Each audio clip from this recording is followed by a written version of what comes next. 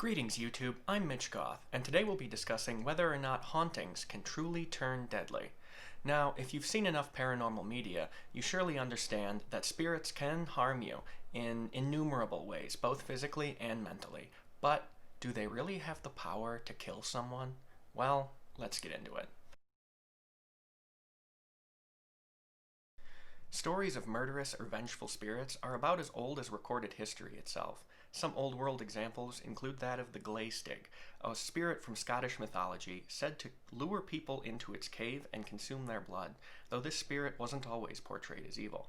Another example is that of the Patasola, a South American mythical spirit said to appear as a beautiful woman to lure men into the jungle where it morphs into a beast and then kills them.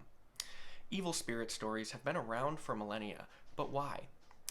For some, the sources are uncertain, but for others they serve a teaching purpose meant to instill certain moral or religious values into people through fear of a murderous spirit or demon. But as spiritualism met with the advanced 20th century world, brand new kinds of stories about evil, deadly spirits began to emerge. More modern stories lack the religious and moral aspects to them, simply being descriptions of close encounters from those involved. Tales of poltergeists and possessive hauntings abound today and can be found just about anywhere. In fact, not very far from where I'm filming this video, there's a story of an old supper club built out of a haunted mansion. And the story goes that the family that originally owned the mansion moved out after a poltergeist hurled a knife through a wall, nearly striking someone. That is just one of the thousands of supposedly deadly haunting stories that abound today. But, as with most of them, the story just stops short of actual death and dying. But, alas, there is one story from modernity that does go that far.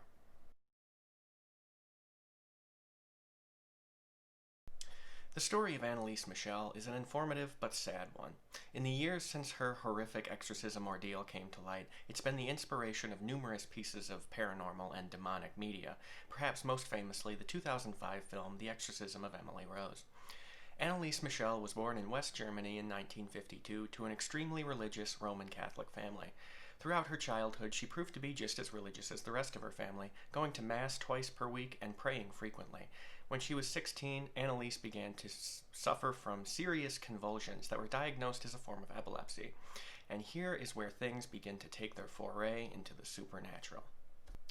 After years of medications and medical treatment failed to make anything better for Anneliese, her family began to wonder whether something biblical was at hand.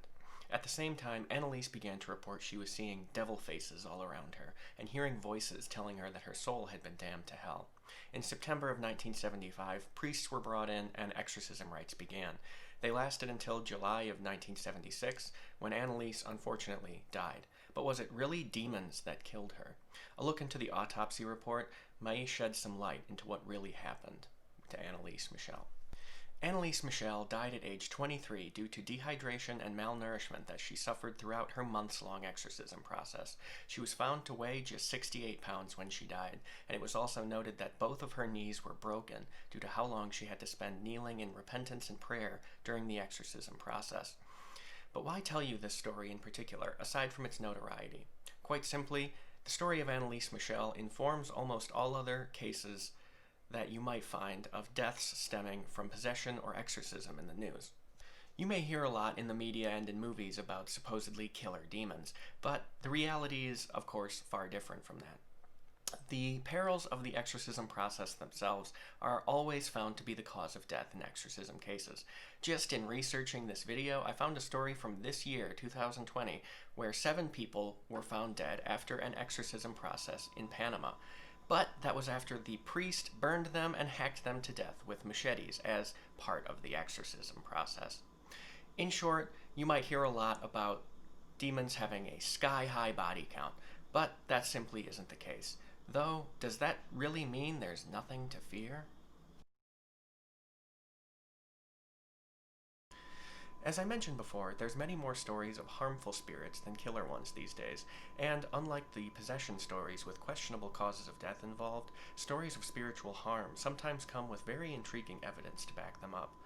One of the more common instances of spiritual harm stories you might come across is that of scratching, and while some instances of scratches may be easily debunked as self-inflicted, others come with such defined marks in such hard-to-reach areas, debunking becomes a bit more tricky. One of the most interesting examples of this actually comes from the very first episode of Ghost Adventures, where they investigated Bobby Mackey's music world.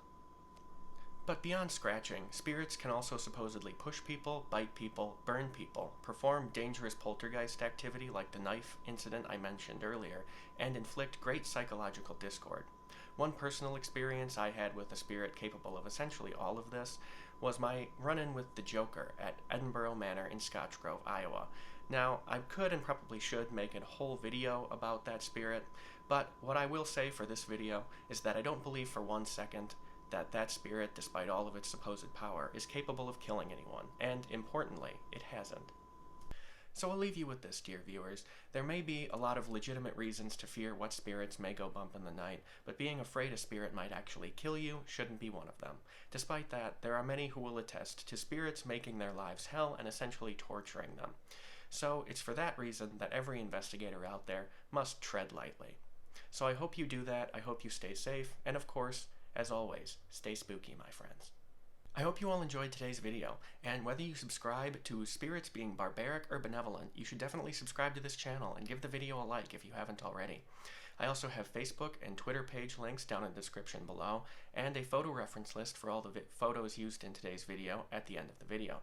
Now, I don't have a sponsor or anything to put an ad here, but what I do have is a novel I want to tell you about that I wrote and had published in 2019. It's called Tether, and it's a sci-fi time travel adventure. So if you're looking for a good read and you thought a video about deadly ghosts would be a good place to find one, there's a link in the description below.